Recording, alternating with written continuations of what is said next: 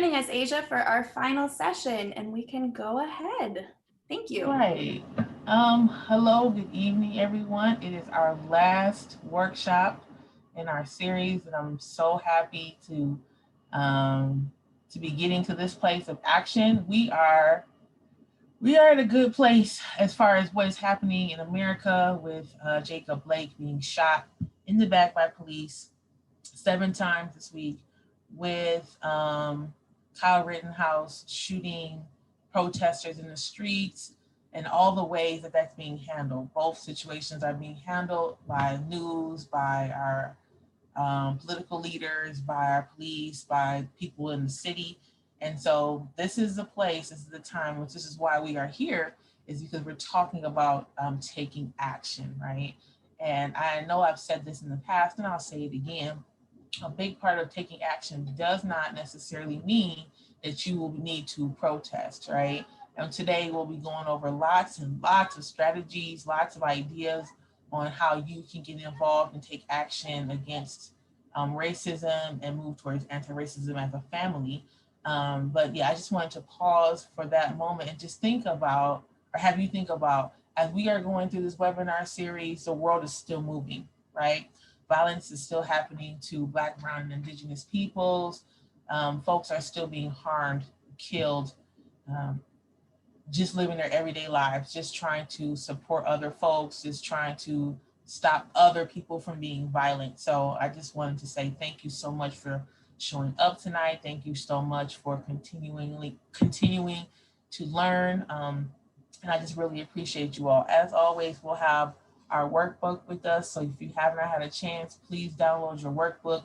Remember, in order for your workbook to be editable, you have to download it to your computer, and then you can type within the box. And we'll have that out quite a bit tonight. So make sure that you have that in front of you or near you so that it's convenient for you. All right, let's go ahead, get started. So just as always, in case this is your first webinar in the series, my name is Asia Lyons. I am originally from Detroit, went to the University of Michigan, go Blue. Have my master's in teacher leadership. I'm getting my doctorate in leadership for educational equity at the University of Colorado, Denver. And I'm also teaching at the University of Colorado, Denver, for pre-service teacher, in the pre-service teacher program. I have a husband and a daughter.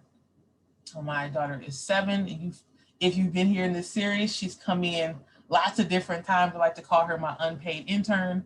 My unpaid intern, she just does what she does. I taught for 12 years in a school district, Cherry Creek School District here in Colorado. Well, worked in the nonprofit sector and family engagement. And now I run my own nonprofit. And if you ever get a chance to go to Lions Educational Consulting's Facebook page, we have a new logo. So excited about that. All right, so just like always, we're talking about and starting. Just a quick check-in. It switched over to your notes page. First, we weren't seeing the advanced slide, but now we're seeing the the presenter side of it. Just randomly. All right. Yep. How about now? Still seeing the presenter slides.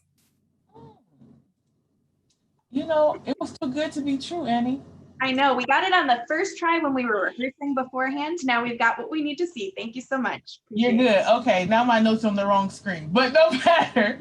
We are fine. Okay, so our 4 agreements. So just like last time, and if you weren't here, this is new for you. If you aren't here, then you know what I'm going to say. We have 4 agreements within our series, which is to stay engaged. We're focused. We're thinking about what's going on in the workshop as much as we can, because of course we are at home and things are happening. And free interns can be coming in talking to us, dogs and pets and everything else. But we're staying engaged with the conversation. We're speaking our truth. So if you choose to share, you're going to be sharing your own story, experiencing discomfort. We're using words like white supremacy and whiteness. We're talking about anti-Blackness. We're talking about colorism in this series. So some of those words are new, some of those words are uncomfortable, but we're experiencing that. We're checking ourselves on the discomfort, leaning into it and saying, you know, that feels weird. I wonder what's up with that, versus pushing that away. And then we're accepting non-closure. This is the 4th part of our series, and we have not ended racism. And I don't believe that we will, but we know that we're going to continue regardless to keep on what we need to do. It was just taking action and moving towards anti-racism. Okay. And Annie, everything's still looking good? Yep, everything is still looking good. Thank you. Okay, perfect. So just like last time, I want to give folks an opportunity to share.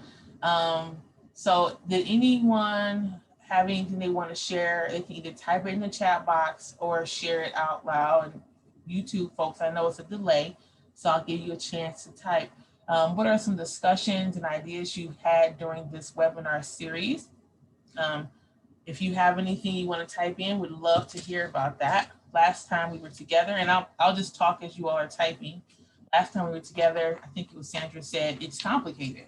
You know, racism is very complicated, and that's exactly right. There's lots of different things at play. And of course, we think about the ways that the economy plays into racism. We think about the way that sexism intersects with racism. We think about ableism. We think about lots of different ways that racism is involved in all of the ways America and the world is shaped. So it can be very complex. And yeah, and that's really important to think about. So let's see. So Sandra Stern said, the racism is a lot worse than I thought and worse than what appears in the newspapers. That's exactly right. That's exactly right. If we depend on like general media, even something neutral, and I like to call NPR neutral, even something neutral is still not going to be able to show us all the ways that racism plays out in America, because one, they don't have time to explain all of those. And then two, the everyday racism doesn't appear. It's Jacob Blake being shot in the back 7 times made the news for a couple of different reasons. Why we're in the middle of a hotbed. 2, he survived, which is amazing, and I'm just so thankful for. But yeah, it's super complex and very sad, but there's lots and lots more than the news can show, which is why I urge, and we'll talk about this more as we go on, I urge you all to get involved in organizations that are like boots to the ground and who know what's going on in your community or what's happening in your city or at least in your state, because then you can talk to people who are experiencing racism or who are connected to folks who are experiencing racism, sexism, ableism, and things like that, versus just depending on your news or your Facebook feed or your Instagram feed for all of your information. So thank you, Sandra. That's exactly right. Okay. And if anyone else has any comments, I'll go back to them as we move on. So last time we spoke, so why anti-racism? We have a lot more to go. Simply recognizing racism is never going to be enough. We all see it, at least the ones of us in this webinar, we are seeing it.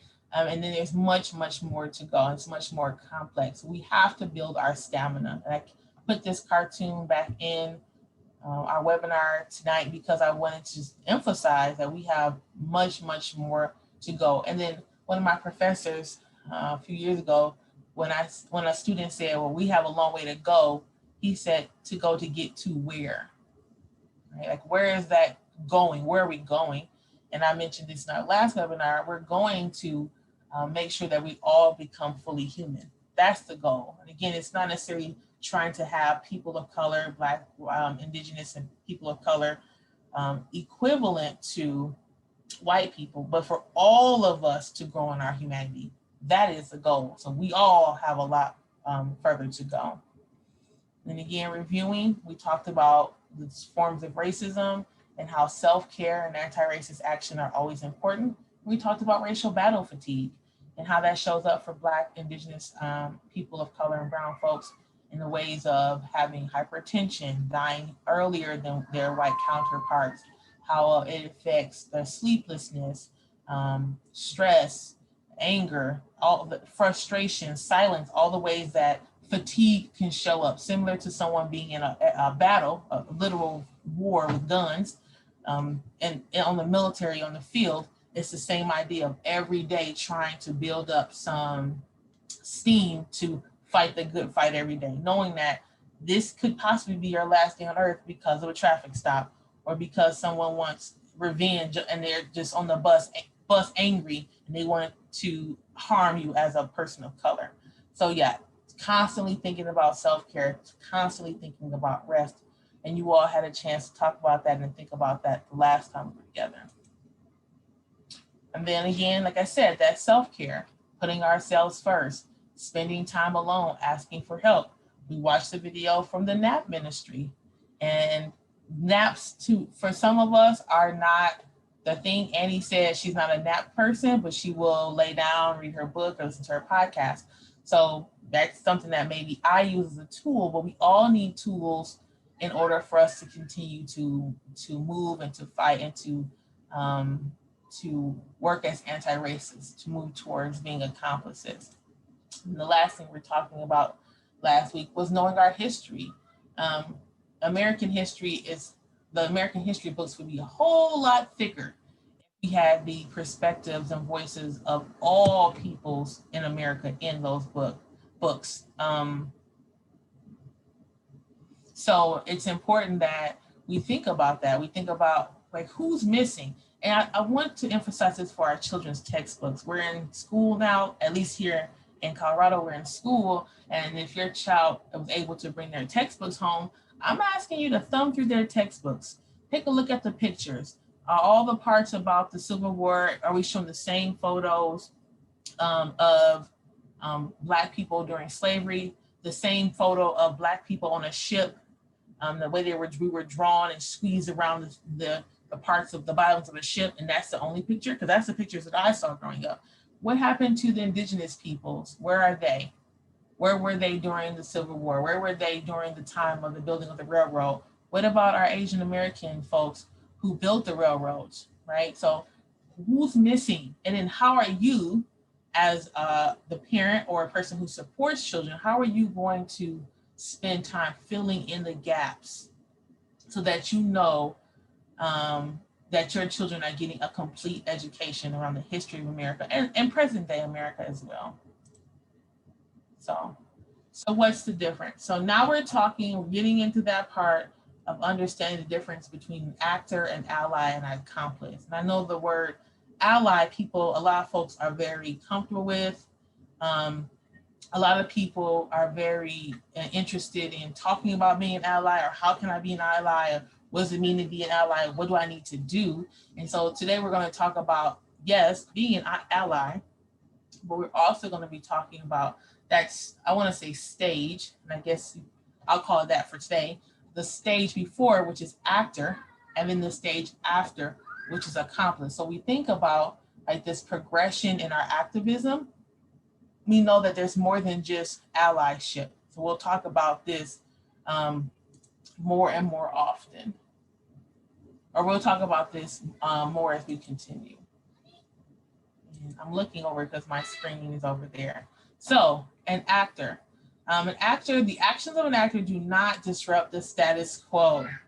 Much the same as a spectator of the game, both have only a nominal or small effect in shifting an overall outcome. Such systems are challenged when actors shift or couple their actions with those from allies or accomplices. So basically, the actor is the very lowest level of action, right? And you'll see when we look at our workbook what I mean by that. But that is, we're doing something, but we're not exactly disrupting the waves here, right? We're just kind of potting along. We feel like we're doing a little bit. We're not ruffling the feathers just yet. We're just kind of getting our feet wet. The actions of an actor do not explicitly name or challenge the pillars of white supremacy. So the white supremacy being the belief that whiteness or white people are supreme, which is necessary for meaningful progress towards racial justice. So what I'm going to do is I'm going to have you look at phase 1 in your workbook. It says actor actions, phase 1. So if you can see that, okay. And I'm going to give you all about 3 minutes just to read actor actions phase 1, just that first page, 3 minutes. And then while you're going through that, I don't need you to rank yourself about how many you filled up or which ones you did or did not do, but just kind of take it in and think about all the ways that people can show up as an actor when we talk about anti-racism.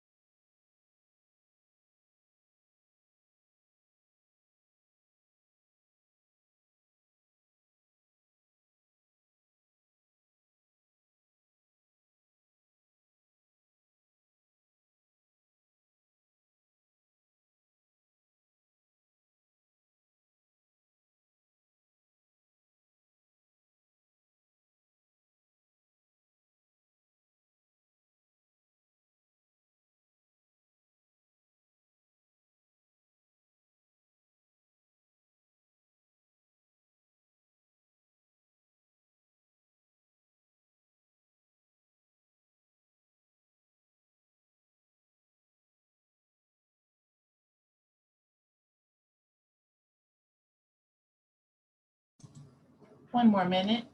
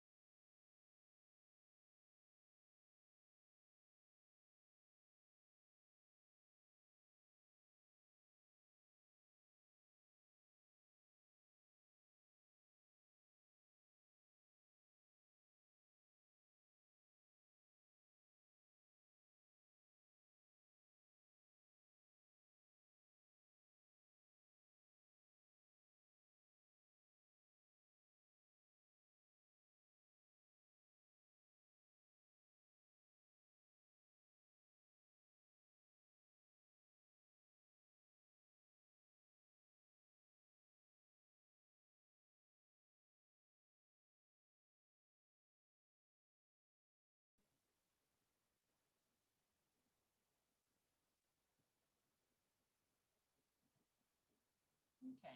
So you may find yourself thinking like, oh, I do some of these actions, or I've done this before in the past, or I haven't started doing any of these things, right? And again, it's not about like ranking ourselves and trying to decide like how many check boxes we can have on our list as we go through these, but being aware that there's lots of levels and lots of ways that we can show up in this fight against racism and our movement towards anti-racism. And I know that a lot of these are focused on white people on our list, but I want to make sure to emphasize that people of color, some of us are still dealing with and grappling with how we show up in whiteness and how we perpetuate white supremacy in our actions. So you as a person of color, if you're in the room, may be thinking, this has nothing to do with me. And you need to think about that. Does it have nothing to do with you? Do you have more work to do, right? Of course, there's always rest in between. All right, so next, the ally. So this is what we've been talked about. We talk about the most, or we hear the most. Ally is typically considered a verb. One needs to act as an ally and cannot bestow this title to themselves. This is important. You cannot consider yourself an ally by just saying, well, I'm an ally. Who bestowed that title upon you? Did someone of color say, you know, you've been showing up and you've been doing what you need to be doing, you're a great ally? Or did you just decide, I've done 4 things today that helped Black people, so I'm going to start calling myself an ally, right? So think about that. Are you calling yourself an ally, or someone said that to you, giving you that title? And I use the word title very lightly, but you understand what I'm saying. The actions of an ally have greater likelihood to challenge institutionalized racism and white supremacy, right? So now we're moving into challenging institutionalized racism. And I'm going to add to that, we're talking about that cultural racism, we're talking about that environmental racism, right? So it's not just, it's all the ways that racism shows up. An ally is like a disruptor, an educator in spaces dominated by whiteness. So if they're in a space, allies, white allies are in a space where whiteness shows up, whiteness being, you can take a look in your glossary in the back because I put the definitions back there, but whiteness being all the ways that we characterize being white, they disrupt that space. So in a workplace, at a school space, right? So that's when we think about ally, this is some of the things that allies do. So go ahead and take a look at the ally actions are on 2 pages in our workbook. So I'm going to give you double the time. And please let me know if you need more time reading these, and I have no problem slowing down. So you're going to have phase 2, which is ally actions. You're going to see that on 2 different pages because these are the different actions that allies take. And I'll give you 6 minutes to take a read. And again, just thinking about the actions.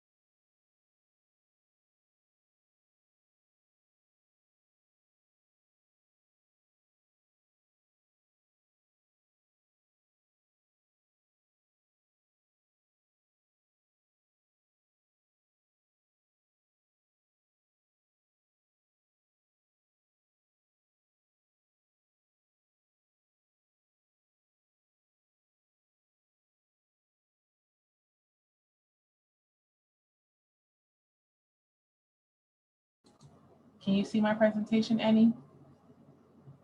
Yes, we can.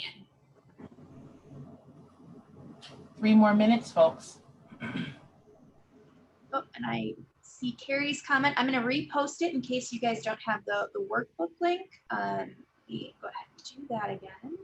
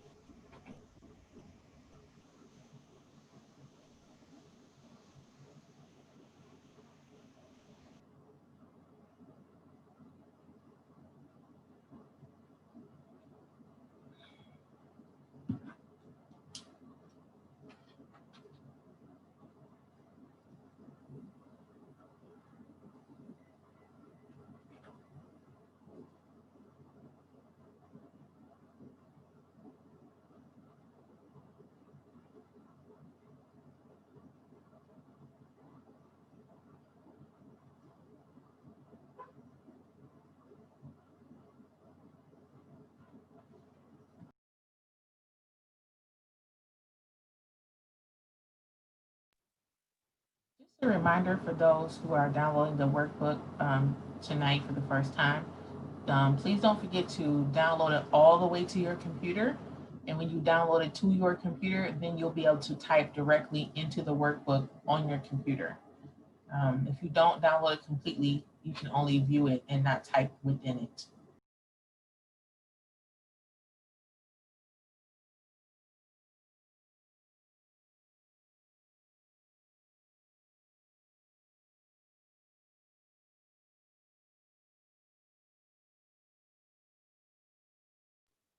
One more minute.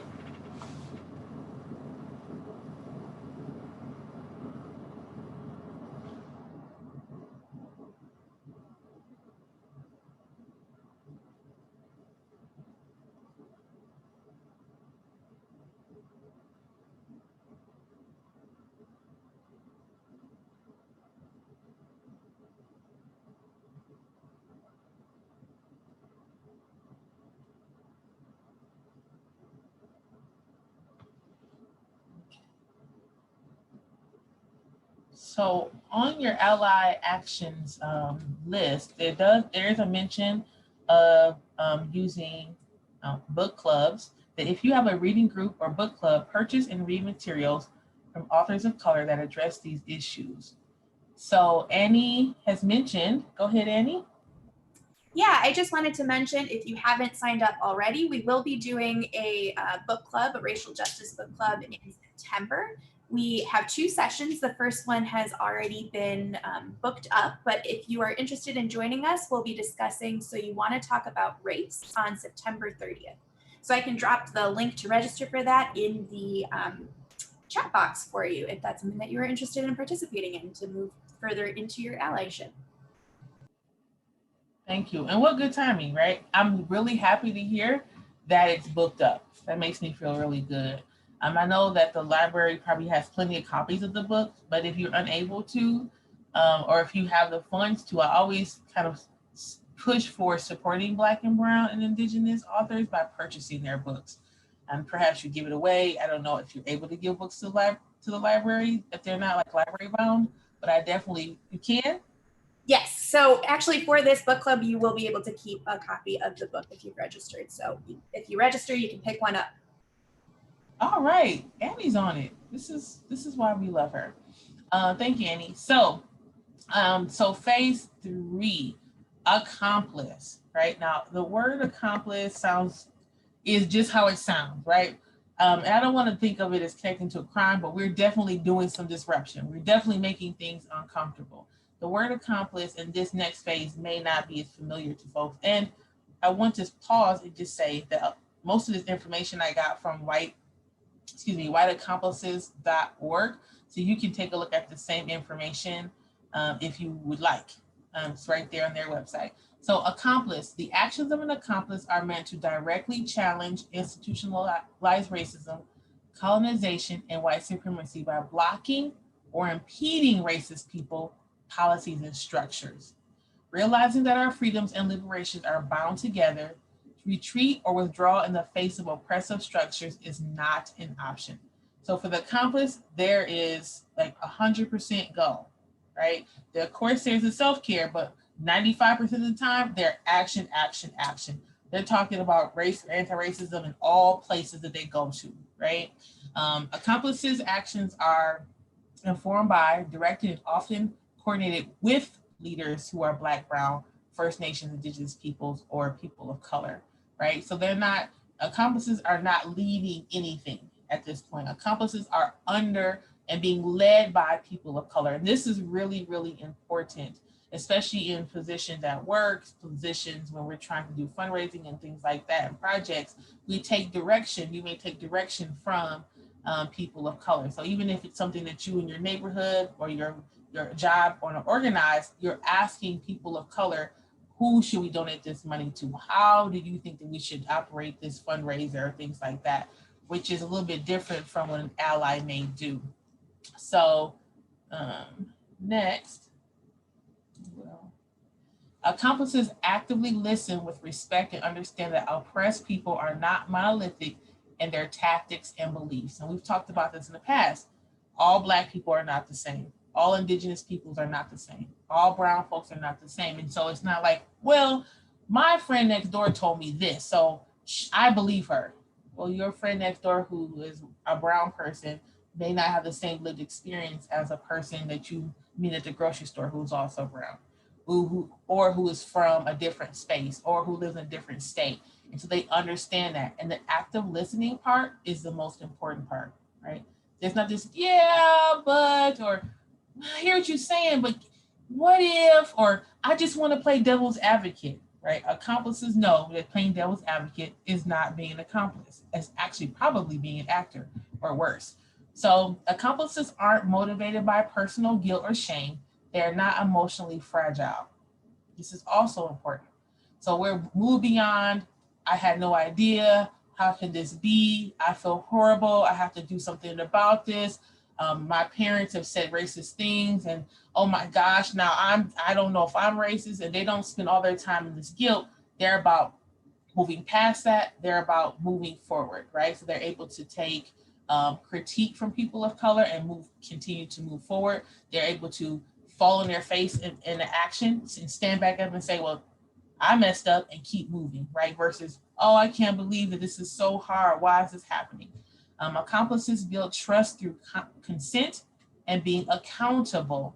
This means not acting in isolation where there is no accountability. So there's always someone there to watch. And again, for the accomplice action, which is our phase 3, there's also 2 pages, right?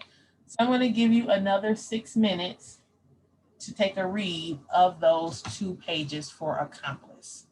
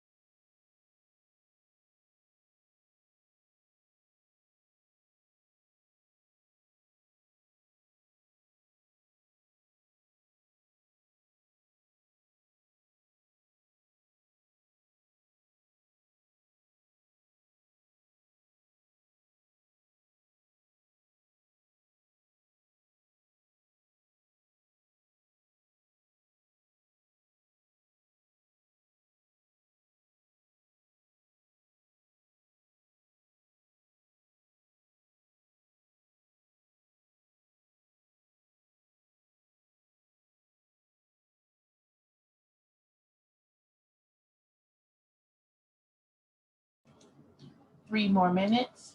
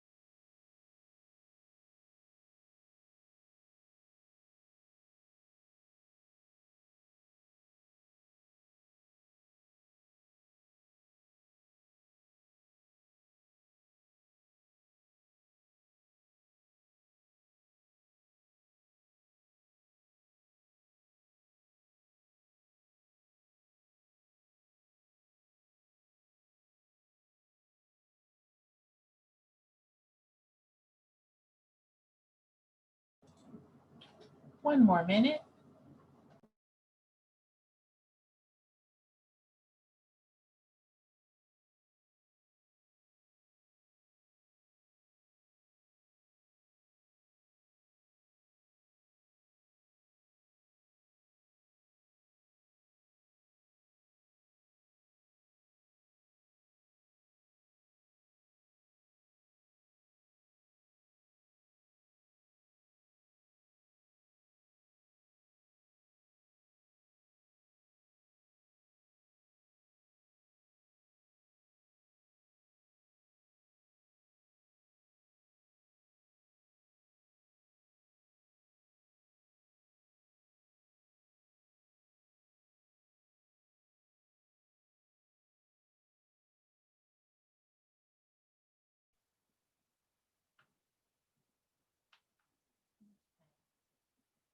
So as we're going through and as we are working through our workbook and going through the webinar, I want to remind folks, feel free to comment in the chat box if you are just having an aha moment or something that you want to share.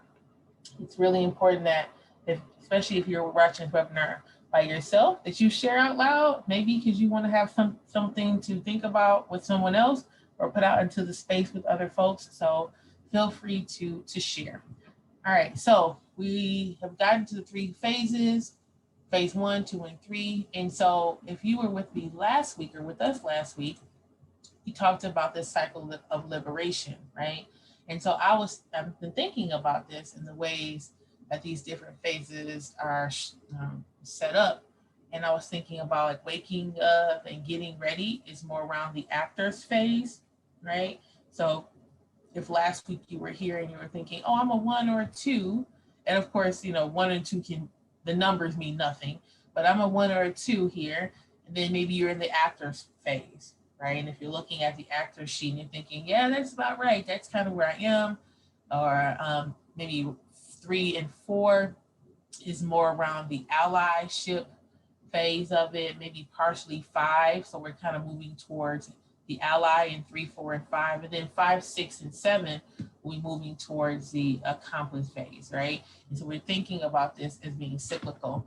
And always in the middle is that self-love piece, always in the middle of that forgiveness piece, never in the middle is the fragility piece. We don't have time for fragility. There's no time when people are being shot in the back and their necks are being stepped on to be fragile. We don't have time. And so the cycle of liberation, we're talking about racism right now, but the cycle of liberation can be the same if we talk about sexism, we talk about Islamophobia, if we talk about ableism, like lots of different ways that we wake up, right? Because every ism that we experience here in the world or in the United States or where you are living, there's the same cycle, right? Of building community. We just have to make the decision of like where are we going to show up and how are we going to show up, right? Okay. And I don't want you to think that this is like a hard and fast like rule or something like, oh my gosh, I have to move to phase 2. All I'm an actor, so that must mean this and this must mean that. I don't want you to spend so much time trying to like run through and get to accomplice that you miss all the growth that happens as you're moving through these different stages, right? And not to be comparing yourself to other people as well, right? You may say, well, I'm such and such age, I should have known by now, or I'm married to a person of color, why didn't I know this? Or I adopted a child from such and such, and I should know these things by now. Should, right? But you know what you know now. So we're moving forward, always moving forward. So putting it all together. We've been in our series, some of us the whole time, some of us just got here today. But what we're doing is we have to put this together. We have to move towards an action plan. We have to think about what we're going to do. So the second part of our webinar is really talking about how we're going to put an action plan in place, not just for us, because it's about families, but putting children, youth, grandparents, whoever you consider family and community, moving towards some action steps, right? And so thinking about, we'll go back to it, but thinking about the list of actor, ally, and accomplice, right? Together with what we're going to be doing in the workbook, we can start to move towards some doing. And for folks who are like, I'm already doing something, I'm doing lots of these things, then great. Start bringing more folks and having more folks join you in those actions. Okay, so 4 phases or 4 steps: examining self. So we'll be talking about identity, gathering the village, creating the plan, what we're going to do, and then implementation with the goal of becoming fully human. Paulo Freire, he is known as an activist, as a Marxist, as a person who believed in being fully human. In his book, Pedagogy of the Oppressed, and I'll say that again, Pedagogy of the Oppressed, he talks about this idea of being fully human. And in that book, it wasn't about race necessarily. He was talking about the working class, right? Versus like the royals, but the idea is the same. Like, how do we all get to be fully human? So first is examining self. So we're talking about identity in this piece, and we're talking about pride in our identity, but we have a note. What's complicated about having a positive racial identity as a white person is that it's not about feeling good about being white. It's about knowing that I'm white in the context of a racist society that favors white people. It's about understanding how being white affects my relationships and opportunities, and how not being white affects Black, Indigenous, and people of color. It's about proactively learning about and confronting racism outside of us and within us. And that's from Ellie Michael of Raising Race Question. So before we talk about identity and pride, I don't want people to say, well, how can we be proud to be white people? Look what white people have done to society, and go on and on and on. So it's beyond that, right? Oh, my intern is coming in, I think. There's my intern I told you all about. Where's the paintings? Hold on.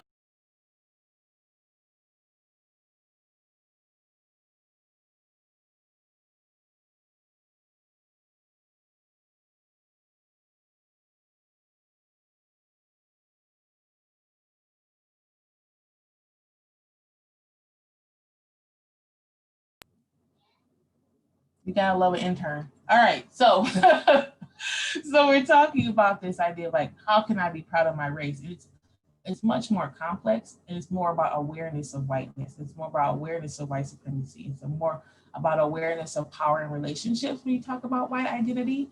And I'm going to invite you all to think about being white and white identity further, and perhaps pick up her book. Her book is focused more towards teachers and white identity, but it might be worth you looking at, especially if you're in education. All right, so looking in our workbook, we're going to talk about 3 different things: transforming, reframing, and acting. So there's always this triple loop of learning: changing our perception about ourselves, right? Always for the positive, changing our perception, reframing, which is changing our thinking, and then acting, which is changing our behavior. So in your workbook, I'm going to ask you all, if you have younger family, they can for sure join along with you, to look at the page that says examining self, right? And I'm going to give you 8 minutes to go ahead and type in, answer those questions about you and your family, transforming, reframing, and acting, right? And as you're thinking about those questions, really take your time, because I want you to be able to look back at this. So 8 minutes answering the questions, and then we'll get back together. Go ahead and get started.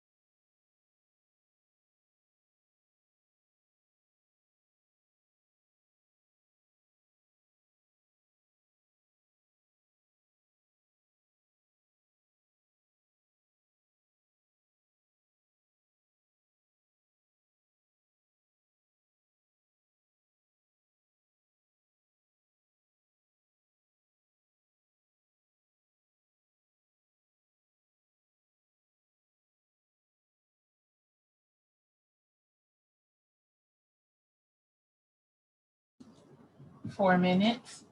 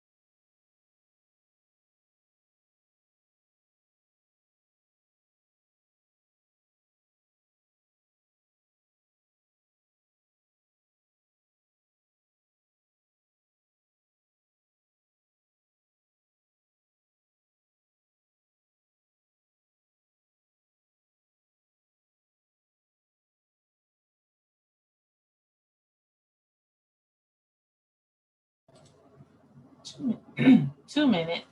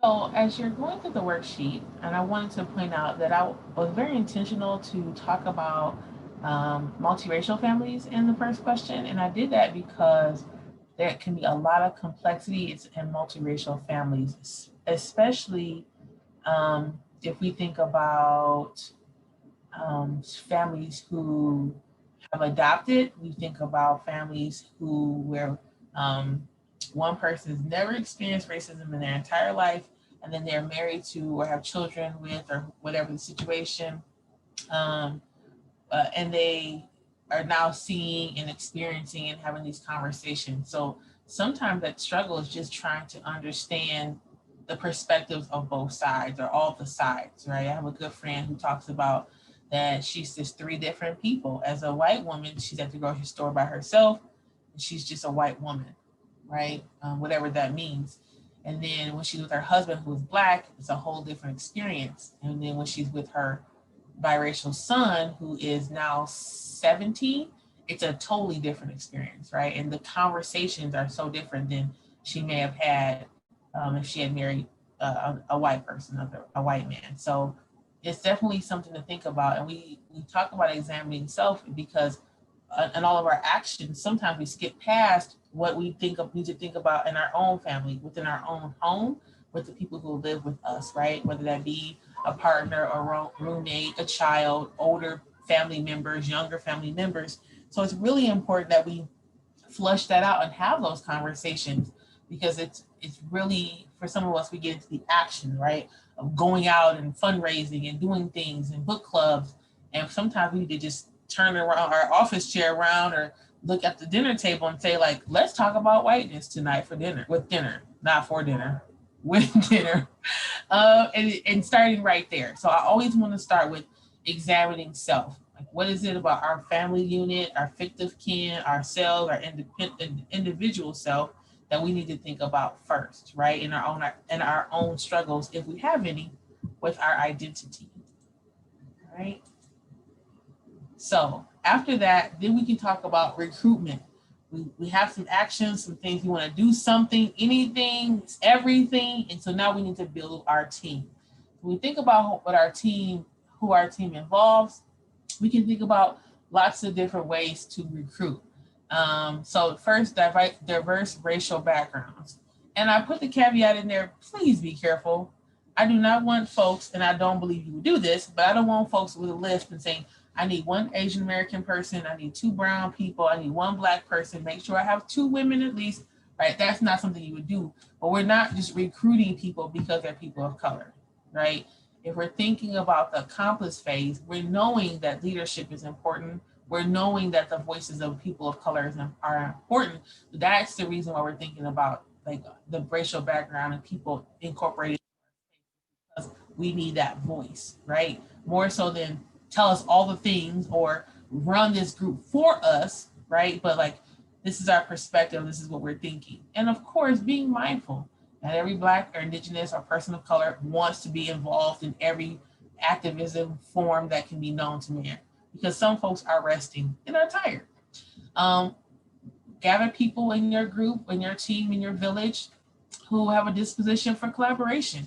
If they don't like collaborating, there's no point in trying to make them collaborate. And also, different perspectives. So your neighbors, community members, family members, coworkers, including your management, right? Sometimes we want to skip past management, make assumptions about what management does and does not believe in, are concerned about power structures sometimes with our managers, or our boss, or whatever you want to call that person. Or if you are a manager in a position of power, thinking like, if I go to my, people that work for me, what will they think? But I would ask you to consider multiple perspectives on these action items. And of course, you have to have a good understanding of the relationship between you and these people, right? So that's really important to think about. Also, think about, I didn't add this, but consider talking to people and working with folks that do not live in the same area as you, right? And I say that because sometimes just having someone who lives in a suburban area or an urban area or a rural area, when you don't live there, can bring another perspective, can bring other ideas that you may not have considered.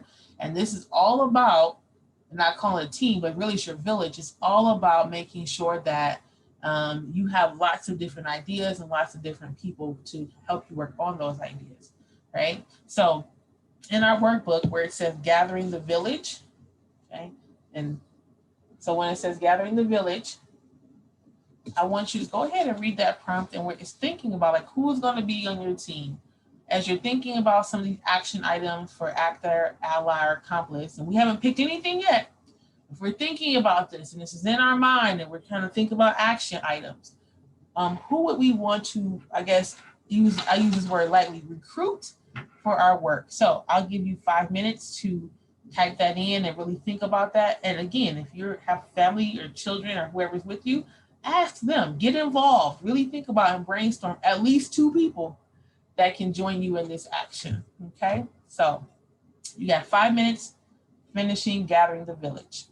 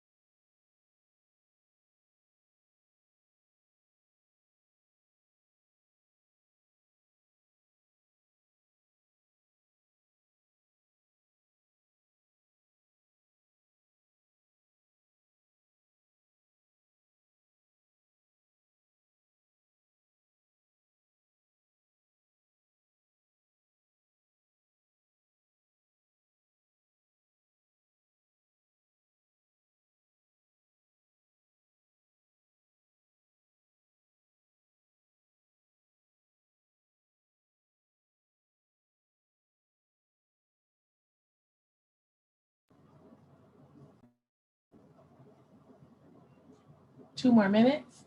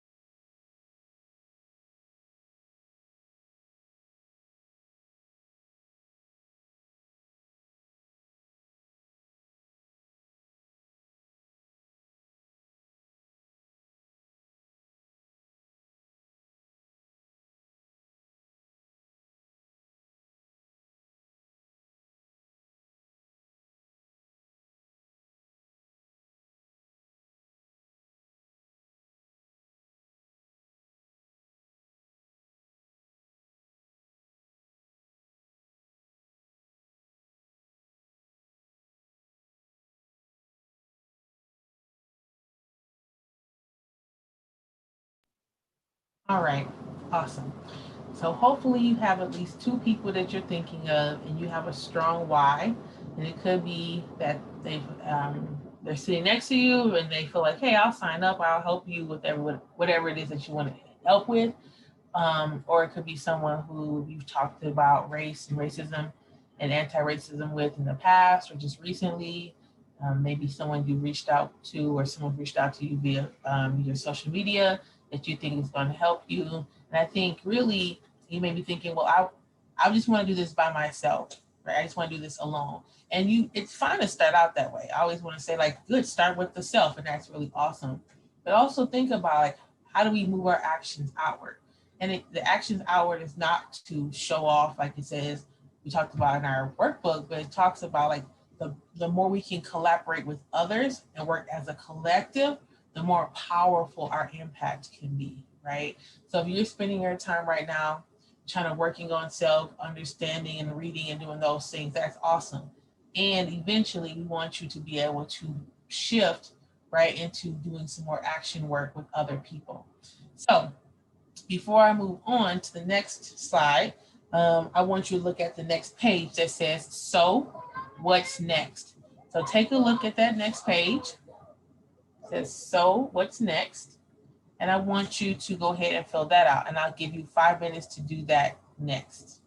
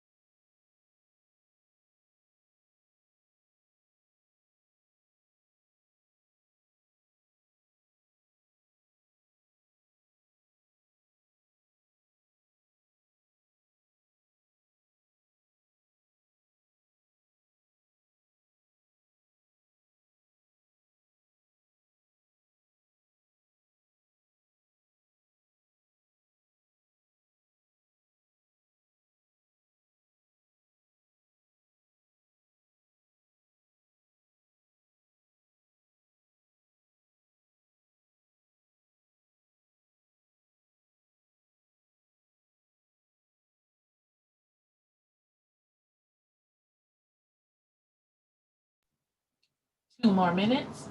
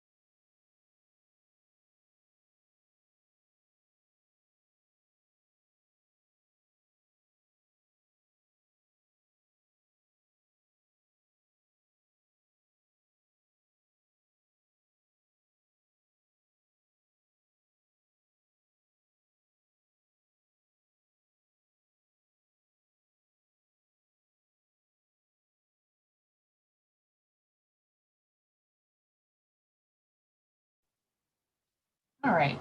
So if you're still trying to thumb through and decide which actions you want to take, I want to implore you not to take too long picking an action, because sometimes we can get into that space where we're just sitting and thinking and sitting and thinking, and then there's no commitment made, and then we put this down to the side and then we're done. My suggestion is, at least I would ask tonight, but at least tomorrow, pick out your action, contact the people you want to contact, and then start to do some brainstorming, right? Versus kind of waiting till the time is right, or well, someone else is already doing that thing. If you find you're in a space where you really want to do something, but someone's already doing it, then join them. No sense of starting all over again, right? Book clubs are already happening. Annie mentioned there was a book club. If you feel like that feels good to you, then invite people that you know to the book club. There's no sense of starting a whole new book club, right?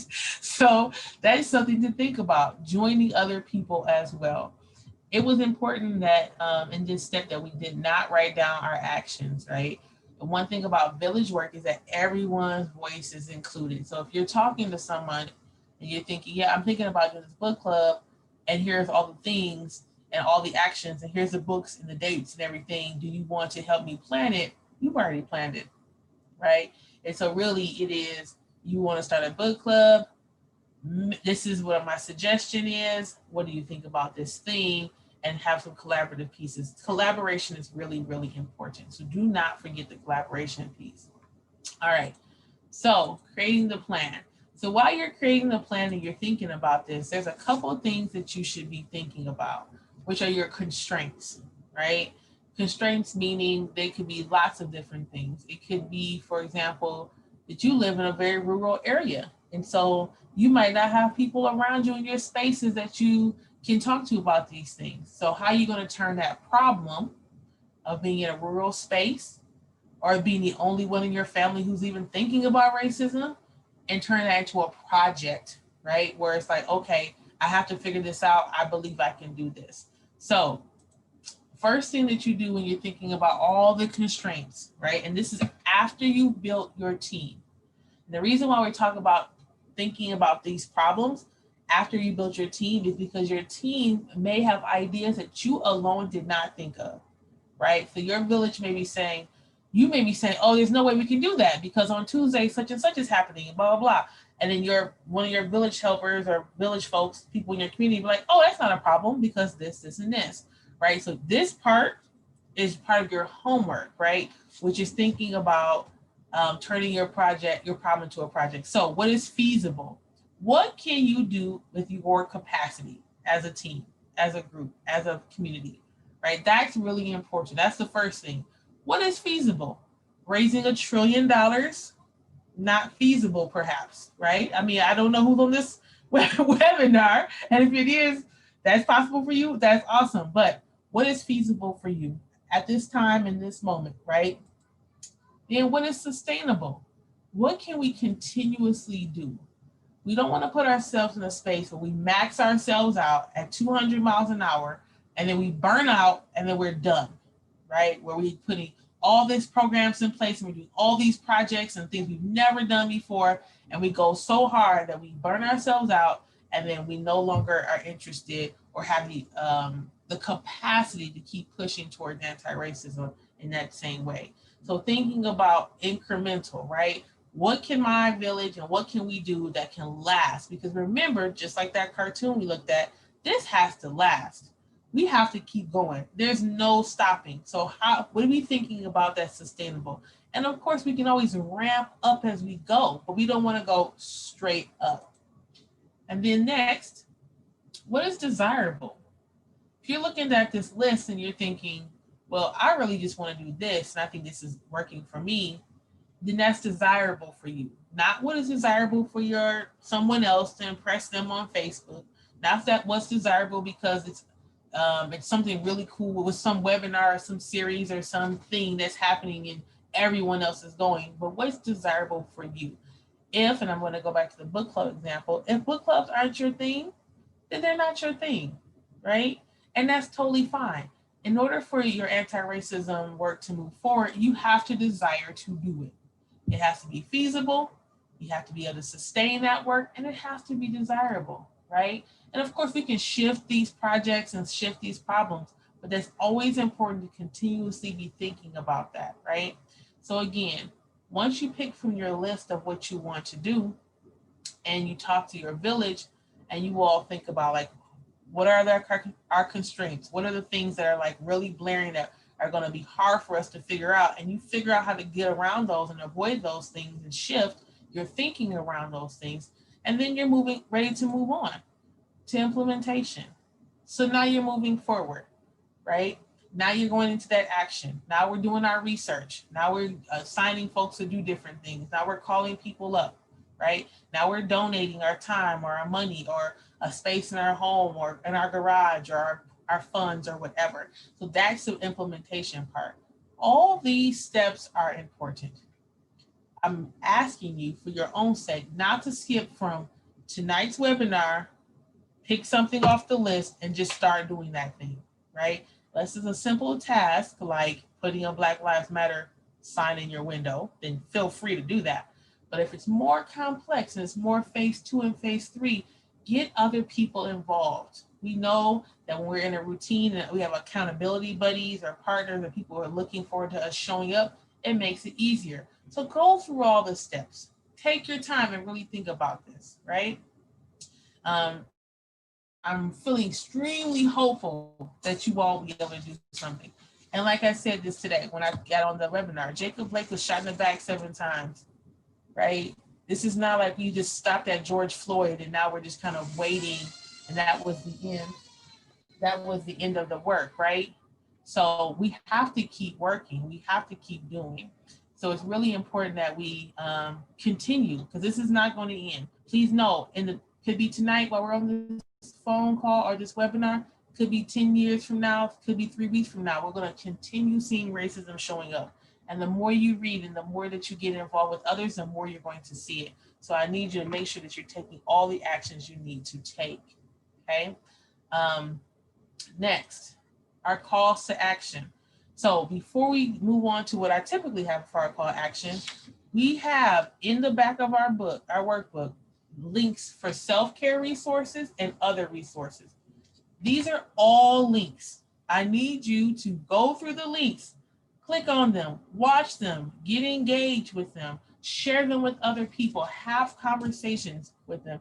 Literally, I know I keep saying book club, I'm picking on book clubs, but thinking about even having some type of like film festival, right? Zoom film festival, where you have a series of films you all watch every Friday or 3 days in a row or whatever. And folks are just having those conversations, getting really creative. Take a look at the other resources, which is like the White Privilege Conference that's coming up.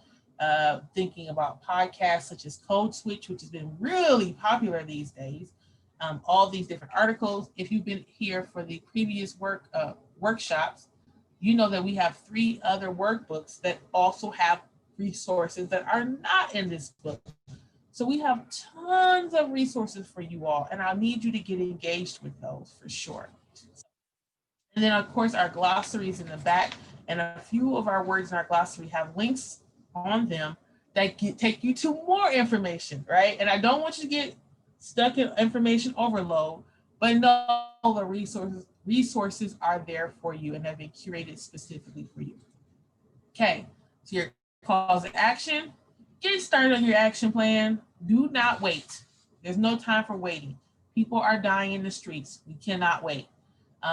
Go back through your previous workbooks and review resource links and materials. I'm sure if you missed the first few webinars, I'm sure Annie will be happy to send you the workbook links if that's something that you desire. Continue your conversations with your children you support, your community members, co-workers, anybody that you feel like would be a listening ear, because sometimes people talk but that don't know who to speak to, don't know who to ask questions about. And share the workbook with them and the videos. They're on YouTube because the Schomburg Library is filming them right now, so you can watch those. And then, as always, complete the survey in the chat box. So Alicia's kind enough always to put the survey in the chat box. I read your feedback. I appreciate your feedback. Those of you who are interested in being on our mailing list, please put your first and last name in your email. On the bottom in the question section, it asks about being a part of our mailing list. We just love, love, love to have your support. Alicia, can you resend that Survey Monkey? Because it just went to the panelists only. Can you resend that? So yeah, making sure that you're filling it out. Again, we're reading your surveys and we really appreciate all the feedback that you're providing. Okay. And then, all right. And so, yeah, again, thank you. Thank you, thank you, thank you. We are at the last part of our series. We really appreciate all of you showing up. Those of us who've been here from the beginning, thank you so much. Those of us who have brought other folks in or continue to show up, who participated in any capacity, we appreciate you. Someone just asked, will you be hosting any more webinars anytime soon? I think that just depends on who needs another webinar. But on the very back page, Sandra, there's a link to our Lions Educational Consulting's family Facebook group.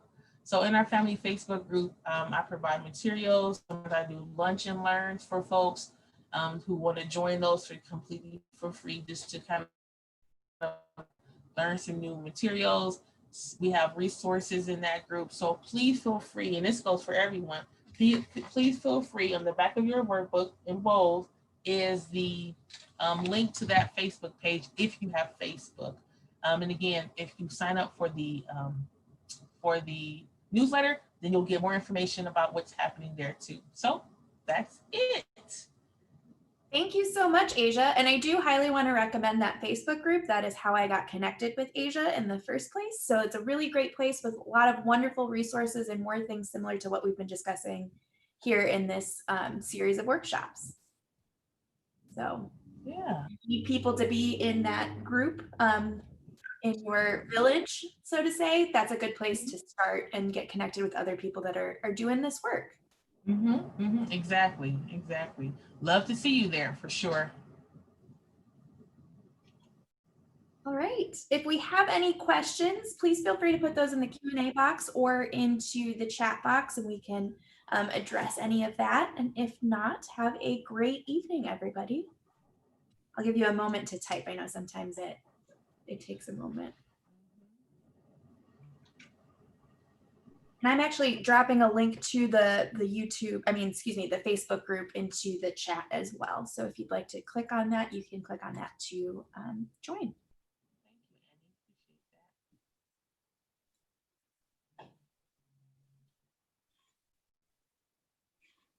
Double check YouTube, make sure we don't have any questions there.